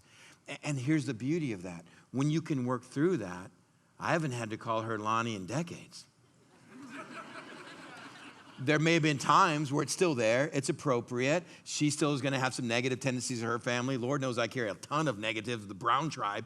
And yet, because we talked about it, that's disarmed. It's not a sarcasm because I was trying to make a point. I knew it hurt. That's what I was doing. I don't know what else to do. It was my cry for help was that shot in the dark. Exactly. And that sarcasm, when you say it in that way, creates in me this defensive, well, I did it because this, and you deserved it. And so instead of having this back and forth thing, we actually now have, hey, babe, when you act this certain way, it hurts. Can you not do that? Then I can say, you know what, you're right. I'm really sorry. I didn't mean to do it that way. So now it's lowered my defenses, and now I'm willing to say, I'm sorry. I'm going to own that part. I was acting that way. I apologize. And number 6. Number 6, realize that this is a process. And this is what she had to do, patience with me, and vice versa. Because, mine was verbal. Yours were almost all nonverbal. And the nonverbal hurts just as much, or just irritates me. Like your passive-aggressive stuff. Man, were you phenomenal at that junk. I was good at it. And we had to realize this is a process. It was 20 years of my family upbringing, 18. I left home when I was 18. It was 18 years of my family upbringing that taught me this is how you show love. This is how you treat people. It's going to take a while to get through it. It's a culture I live in that applauded my sense of humor and my use of that and how it was. Forget that it was killing the marriage. So it's going to take a while. This wasn't a conversation. It's like, we had a conversation on Thursday, August 17th, 2000, but from then on it was over. I lost sarcasm. No, in fact, I'm still an incredibly sarcastic being. I think with her help, God's grace and mercy, I found is so a healthy way to go, man, it's funny, man, it's good. And I look and go, oh, and nobody's crying. Oh. And really, that's the key, is the feedback that when you're a safe person, that you can be that person to say, hey, babe, when you said this, it felt bad. So if we give each other accountability and we're able to share those things when they happen, instead of letting them fester or ignoring them or sweeping them under the carpet and just saying, well, that's just who she is, and we can address it, we can keep each other accountable. So that's how those little things have slowly, over time, through that process of feedback. And we may be able to wrap this section up by just giving you this picture. The word sarcasm, it comes from a Greek word, sarcasmos. What does sarcasmos mean? To tear the flesh or to bite the lip in anger. What is sarcasmos? To tear the flesh. What are we supposed to be since page 2 of Genesis? The two will become one flesh. And for those of you that are the king or queen of that negative communication in your relationship, you've got to realize this isn't just hurting her. This isn't just killing him. This is killing me. This is what's killing this one flesh, one union, one bios. It is destroying the wheel. No wonder we don't have laughter. No wonder we don't have intimacy. No wonder we don't have, our life continually revolves around just tearing this thing down. I don't know if we can fix this marriage. Let's start a new marriage together. I'm going to be different. You're going to be different. We've given each other enough ammunition to blow each other up for the rest of our lives. Let's bury it. Let's get rid of this. And let's say from this day on, here's what I'm going to set to do. Here's what you're going to set to do. I promise I'm not going to be perfect and I'm going to have failures. It has taken a lifetime to get me to there. I don't know how much it's going to get this out of me, but man, this is a journey by God's grace we are going to be on. Next fill in the blank. We're running. Is what?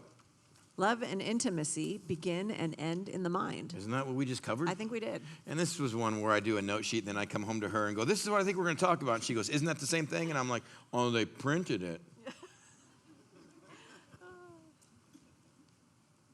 But here's the difference on this. Sex doesn't need the mind. When we get to real intimacy, when we get to real love, sex doesn't need the mind. Sex is very animalistic. It's a reaction. It's dogs in heat chasing each other around our neighborhood. It's what it is. When it gets to human beings, now we come back to what's that core of love? What's that core of intimacy? What's that core of sex in the marriage? Well, they both begin and end in the mind. You dropped a phrase on me in the midst of us figuring out how we are going to get a divorce in 1995. Is it 1995? I think it was 96 because we were married in 95. Yeah. 95? Well, 96. End of 1995. Yeah. You dropped this phrase on me because we started, what we didn't know is we were doing this wheel. Mm-hmm. We just had a conversation of why she wasn't happy in marriage, and I had a conversation why I wasn't happy in marriage. And basically what she's telling me is I'm not getting this, I'm not getting this, I'm not getting this, and I'm like, well, I'm not getting 1 and 2. Man, you got a lot of lists. And in the midst of that, when I was complaining about, man, our physical intimacy is terrible, it's very one-sided, it was just about, well, this constant, do you need sex tonight? And I'm like, no, I don't need sex tonight. And then for me, that sexual intimacy isn't about arousal for me. I want to make you happy. And she had no intention or desire of me making her happy or needing that. And in that midst of why we were going to get a divorce and why this isn't going to work, you talked about me coming home. Do you remember your line? Yeah, I remember. I said, sex starts the moment you walk in the door. And he was like, yeah, that's what I'm talking about. That's what. Finally get it. When I said I do, that's what I was saying I do too. Yeah, exactly. And she looked at me, she's like, no, you're an idiot. You got to listen to me on this one. And you dropped this wisdom knowledge bomb that I at first thought was the craziest thing I ever heard and a reason why you can't be married to. You tried to explain it to me. I did. I said, what you crave in like physical intimacy, I crave in emotional intimacy. I crave in like the way you talk to me, the way you look at me, how open you are, and the way that you share, and the conversations that we have. And so for me, it was like when you come home from work and you walk in the door and I say, how are you? How was your day? And you're like, fine. and you walk off and you go sit down, you turn on the TV, and I'm like, oh, okay, I guess he's done. I guess he used all his words today. Nailed it. Go on. I Nailed don't it. understand the problem with this so far. Exactly. Yeah, so I'm like, What in the okay, world does this wow, have to so do he with doesn't sex? want to talk to me. He doesn't care about me. He doesn't think I'm, worth spending time with. He doesn't, so all those things go through in my mind, and I think, well, okay, what am I going to do? Oop, shut down. Done. For the life of me, I still don't understand what this has to do with sex. Well, I think you do now, but back then you did not. And she said, look, if you don't share yourself with me, I can't share myself with you. And I'm like, wait, what? You mean to tell me when you asked me how was my day, that had something to do with whether or not I was having sex that night? Yep. And you've been holding on to this information for how long? I figured you should know it. Like, How the heck am I going to know that? We did that, in dating. It was like, you were so eager to tell me about everything that you thought and felt and experienced, and I was trying to impress you. right. There were Well, a bunch of you other would dudes that were continue. I was trying to win you. I told you, it's like those machines where you put the dollar in and you try to get the claw and you try to get the teddy bear, and once you get the teddy bear, you stop putting the dollar in. How'd that work out for you? I just thought it was brilliant. I'm like that. You're trying to be sensitive, Rico Suave, passionate, poetry, send you flowers, and the moment you're mine, I'm like, oh, I'm glad I don't have to blow money on that stuff again. See, so this is where we. And she's like, had a but if broken that's deal. how you won me, that's how you keep me. And I'm like, I didn't. So this whole understanding of your spokes, your mind, your emotional, spiritual, social, relational, has something to do with the sexual. Yes. Where I don't even know if I have a social, relational, emotional, spiritual, but I know I'm not getting the sexual. That's great motivation, isn't it? Well, right now, Yeah. you're gonna ask me, how's your day? And I'm like, I got up at 7:52. I took a shower at 7:56. Brushed my teeth at 8 o'clock. If I knew sex was on the line, like, I'd keep a logbook. And I'm like, went to the drinking fountain at 10:15. Walked around the office till 10:20. Bam, get naked. This could have been solved a long time ago. And what happened in this conversation of why we can't stay married, all we started to understand is, those are your spokes? And I can't get a divorce. I don't have a grounds for divorce. I just don't like you, and I don't like being with you at all. But I love ministry. And I love these 250 inner city kids. And keeping a youth room open almost every night of the week because they got no place to go. And they just flood in. And I'm about to lose that because of you. And what I didn't realize is I'm losing the absolutely best thing God has ever designed for me because of me.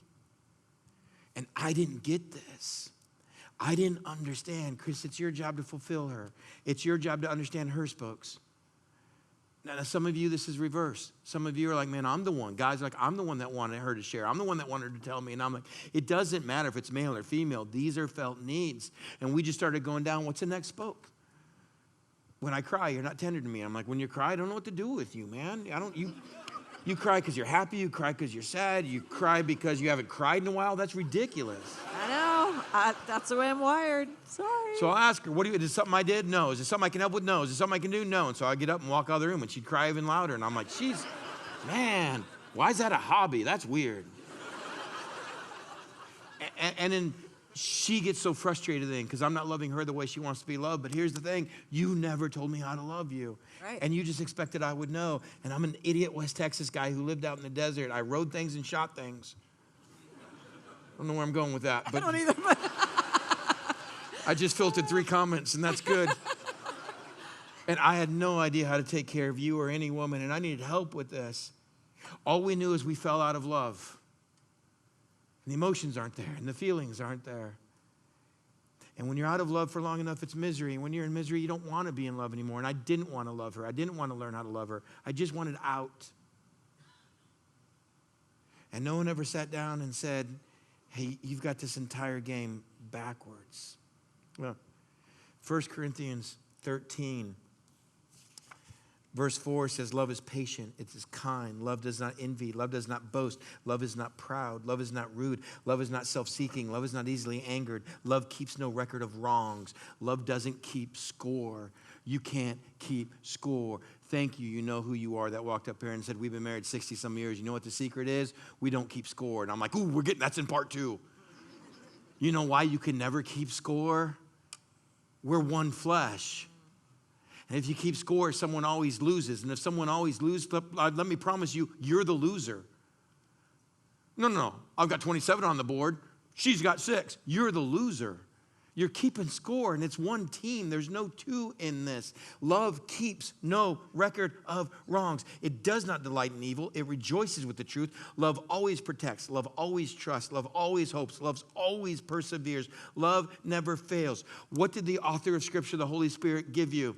Let me tell you what you better do. Love is a choice. It's a choice to do what's right, and a choice where you better not do what's wrong in keeping score and holding it against her. In keeping score and holding them against you. Man, some of us need to change our prayer life, and we would start understanding the choice. Stop praying to God as your Father. Stop saying, oh, dear Heavenly Father. From now on, what you need to start every prayer with is, dear Father-in-law.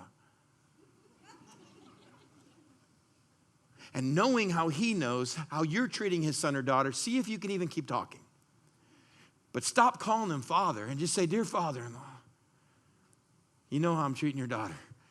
So I know you and I are on great terms. Can you say it? You know how I'm treating your son. I know you go, well, he knows his son's an idiot. He knows his son, he knows better. And it's like, he does, and it's still his son. You don't want God to treat you the way you're treating your spouse. Do you want God to keep record of wrongs? No. It's Ephesians 5 talking about love as a choice. And Ephesians 5 says this. It's one of these pages. Amy uses it against me so often, she's worn it out of the Bible.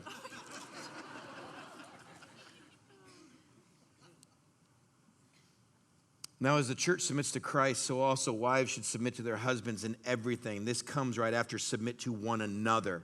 Submit to one another out of reverence for Christ. Husbands, love your wives just as Christ loved the church and gave himself up for her to make her holy, cleansing her by the washing with water through the word, to present his bride to himself as a radiant church without stain, without wrinkle, without blemish, but holy and blameless. In this exact same way, husbands ought to love their wives as their own bodies. He who loves his wife loves himself. How can you say that? Because that is the creator of one flesh. See, Scripture has been instructing us from the beginning. In a Greek and Roman culture, where all of your sexual exploits, intimacy, feelings, and emotions were done and found outside the home, not in the home. God pulled the e-brake on civilization when the Bible comes rocking into a Roman world and says, from now on, it's a choice, it's not a feeling. And here's what you're going to choose. She's got spots. She's got wrinkles. She's got blemishes. She's marred up. And you are going to present her radiant, spotless, blameless. And that's a choice. But what the Bible is getting and saying is there's a lot of junk there. He is broken, and so are you. There are wrinkles. There are spots. And the Bible goes, I know. And here's how it works. Your Jedi mind trick says, I'm not focusing on that, and this is what I'm doing and where I'm going. I know we're running through this, aren't we? You got to pick your battles wisely because they tend to start wars. Pick your battles wisely. They tend to start wars. We love that opposites attract. Amy and I couldn't be more opposite in so many ways, shape, form. It is hilarious. And opposites attract until you get married, and then opposites attack. And that just tends to happen. We're either going to celebrate or fight over our differences. That's going to be our choice. I'm going to look at your spots, your wrinkles, your blemishes, what I feel are shortcomings, downfalls, how you're not suiting me, and it's a choice. Is that what I want to fixate? Is that what I want to fight over? But life is short. Marriage is supposed to be forever. Misery sucks. It's just not worth it. You have a right to be miserable in your marriage. You do. You can live that marriage. I would really challenge you. You don't have to, no matter how much you think, no, this is just the way we are. Chris, this is great for young couples, but we've been married 52. Shut up. What you're doing is denying the power of God. Don't deny the power of God. How do I take the negative and turn it into a positive? Number one, focus on the positive list more than the negative list. Oh, but it's your negative list that drives me freaking crazy. I know, and it's a choice in my mind. I got to choose not to keep focusing. Wait, your mind? On I thought I was the one talking about yours your too. Yours oh, too. Mine too. Yours I too. have negatives? Yeah. Little things. I thought we like just said that they we were get all on done each other's 26 years ago. nerves. Yeah, well, yeah. We all have them. And this is Ephesians 5. You want to focus on the spots. You want to focus on the wrinkles. You want to focus on the blemishes. There you go. You know what you got? You got an ugly bride. You got an ugly groom. You just do. God says, but here's my command. You will love each other the way I love you. He took this picture of marriage and he made that the picture of him in the church. We are his bride. Let me tell you, the church is one jacked up bride. And God says, not in my eyes. Not what I'm doing with her. And don't you dare point out the spots. And don't you dare point out the blemishes. That one's mine. It is a choice. And I can focus on Amy's negatives, what we did that first year, and it drove me crazy. Or you can say, you know what, that's true. But I got to start thinking positives on this. You can focus on his negatives, or you can stop and go, I got to get positive lists. Because this negative is making this entire life negative. Number two, choose to see the positive in those negative traits. So for me, it's like, okay, he left his wet towel on the bed. It's like, dang it, he did it again. Not he doesn't do that, just so you know. Yeah, like, why don't you pick some of those real? I was like, when did I leave a wet towel on Here's the the bed? thing. It's like I can focus on that, and I can be like, why does he keep doing this? This is ridiculous. I keep telling him, stop doing I don't that. put dirty clothes where they go. Okay, I leave those that's all true. across that's the tub. True. That's true. Yeah, that's you have true. a little place for those hanging over the tub. So I can sit there and I can look at that, and daily, because it's a daily thing, we can focus on those things that bother us, that it's not the way we would do it. It's something different. I wish he would do it differently. So instead, I overlook that and I go, God, thank you that he is really focused on things that are important in life, that he's focused on relationships and building our kids up and encouraging people. And I turn it. You flip it. It's a choice. You get to choose whether you're going to think about all that negative all day long, because once you start, it's really easy to keep going. Oh, and here's another thing. And here's another thing he did, and another thing. And by the time he gets home, I'm like, let me tell you all the things you do wrong. Okay, but then flip I'm like, it was one towel. I know, one towel, exactly. And then You've been flip stewing it. on that all day long? Exactly. I haven't thought of you since the second I left home. The minute I flip it, yeah, exactly. Well, that's wrong. Bunch of liars out there. Oh my gosh. But if I flip it and I choose, I'm like, I'm going to choose to think of the good things. And all day long, I've been thinking about the good things because it takes work. I mean, it's hard to like choose to think of the good things. It's true. I don't give her much. But then you'd be happy to see me. Yes. And then when I say, babe, I respect you so much, then he can go, well, why? And Wow, I'm you like, sound like you mean it. and then I have things I actually have thought about all day long of why I respect you. And I have to take the negative things that drive me crazy and go, where's the positive in that? Where's the positive in that? Where's the positive in that? She can't just get up and get ready to bed. She always falls asleep early. I fall asleep late. She'll fall asleep on the couch. I'll get up my laptop the moment she goes to sleep. I can start working at 1 a.m., 2 a.m., 3 a.m. I wake her up and go, let's go to bed. Now I'm really tired. But she's got to get up and she's got to go to the kitchen. Anything out of place, she's got to go back in place. Anything the kids ate or drank, she's going to clean that up. She wants the sink clean in the morning. And I'm like, it's 3 bowls. Let's go to bed. They're going to be in their morning, be there night. Who cares? Are people coming over at 4 a.m.? Leave the bowls in the sink.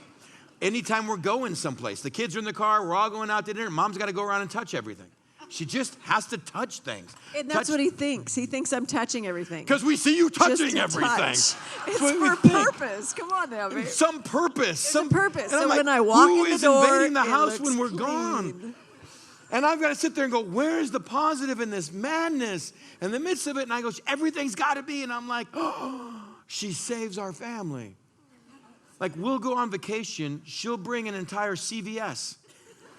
She'll make lists for weeks before vacation of everything we need. I take like a backpack and a wallet. That's all I need. Kids, what do we need to pack? Nothing really. Wear the same swimsuit and a tank top for 7 days. I don't care. We're going to be fine.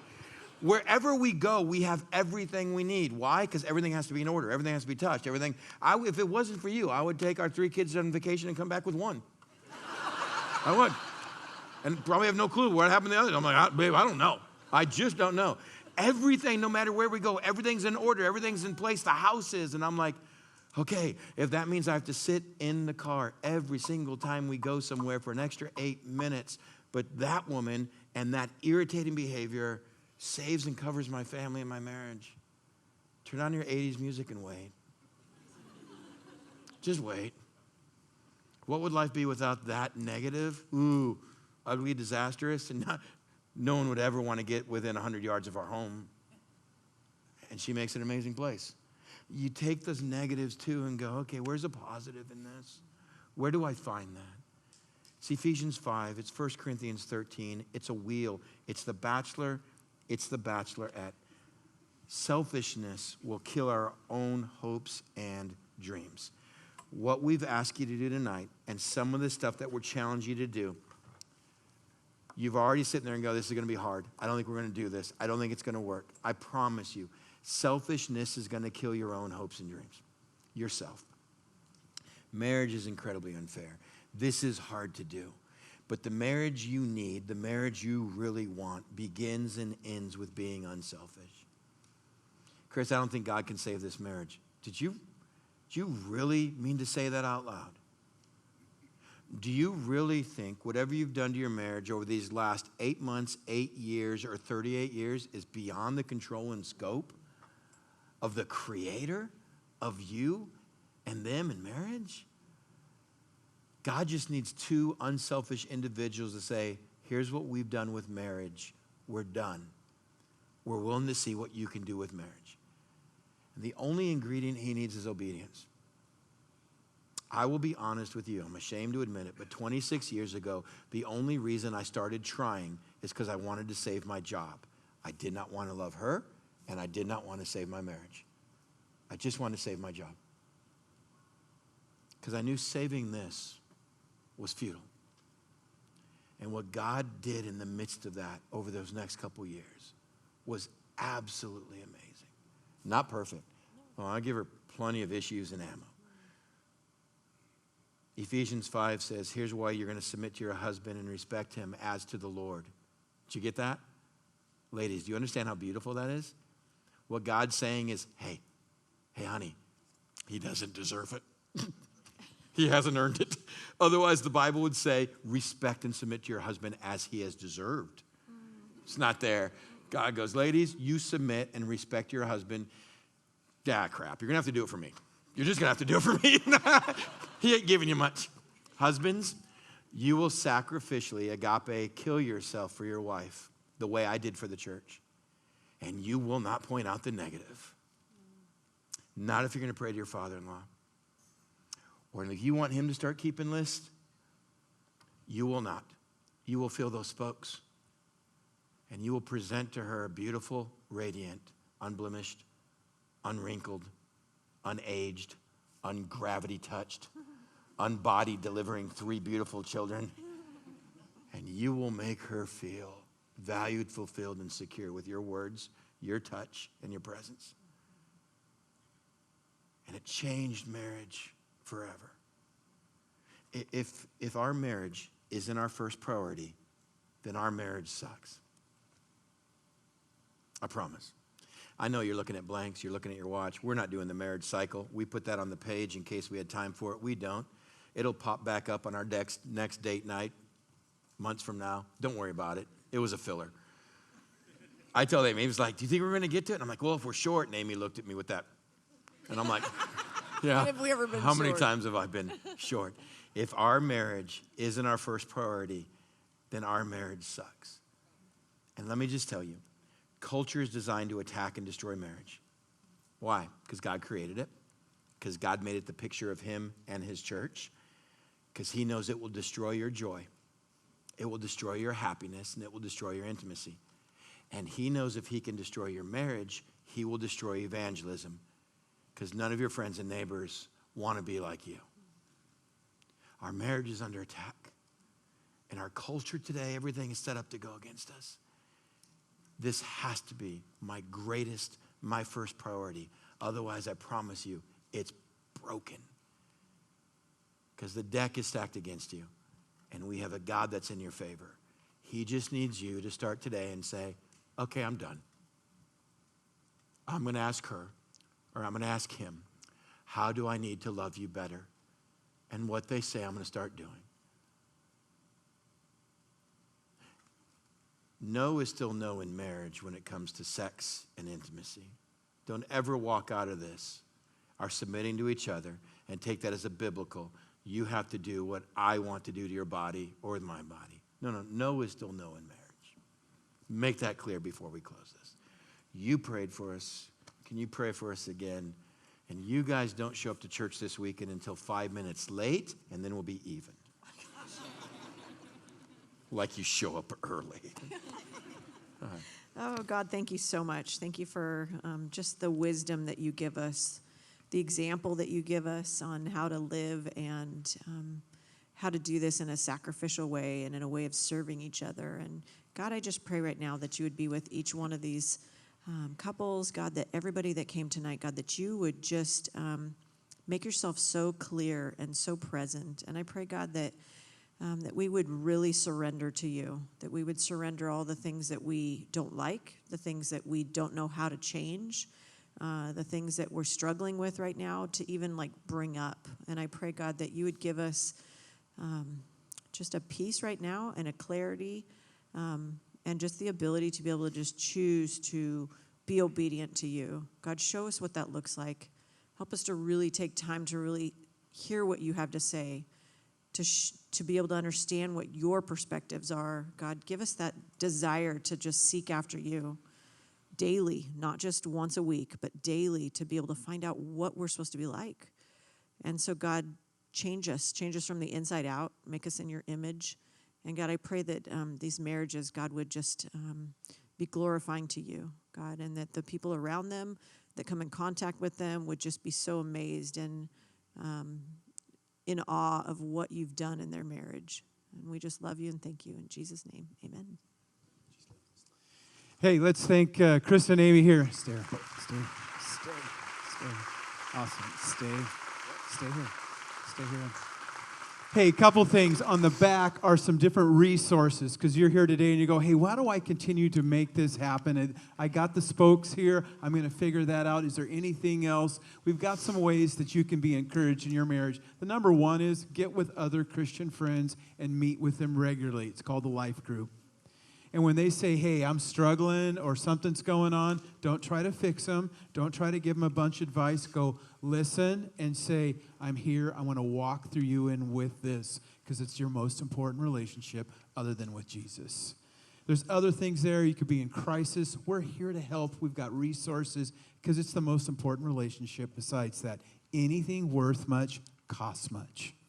It does in every category, and that's one that's worth the most. Go for it. It's worth it. Your kids, your grandkids, your neighbors, everybody wants to see it, and go for it. So just to encourage you guys there, thank you for coming. Here's something else I want to do. Whenever we have speakers come in, they come and bless us. They pray for us. They're helping us. But we're going to send these two, not off because they live here and we work with us, right? They're here all the time. You're trying to send me away? When do we want to pray for Chris and Amy. Oh. Because they're thinking about us all the time. And they're leading us, they're serving us, and we thank you. And Amy, I'm sorry for distracting Chris and making him come home late probably a number of times. But I'm glad you guys have worked through that and set that up. Okay. Anyway. You guys, stretch your hands out, and let's just pray for these two here. Father God, we come before you. God, we thank you that you give us your word, that you give us people, and that you've given us these two people here to lead us and to guide us. And God, we pray that they may continue to sense your leading and guiding in their relationship. God, we pray that they will grow very, very old together, that they will continue to know how to love each other in new ways, that they will know how to say, I'm sorry, that they will know how to stop and to listen, to laugh at themselves, laugh with each other, cry with each other, and hear. God, we just thank you for them. We pray for their children, that they may follow you, but we thank you for the blessing in their life. Just guide them, give them, again, rich times, God, with you, with one another, and with their family, and how to continue to say that is our number one relationship here, God, as they both seek to follow you. In your name, amen. Amen. Thanks, you guys, for coming. Have a great rest of the weekend. See you at the weekend services.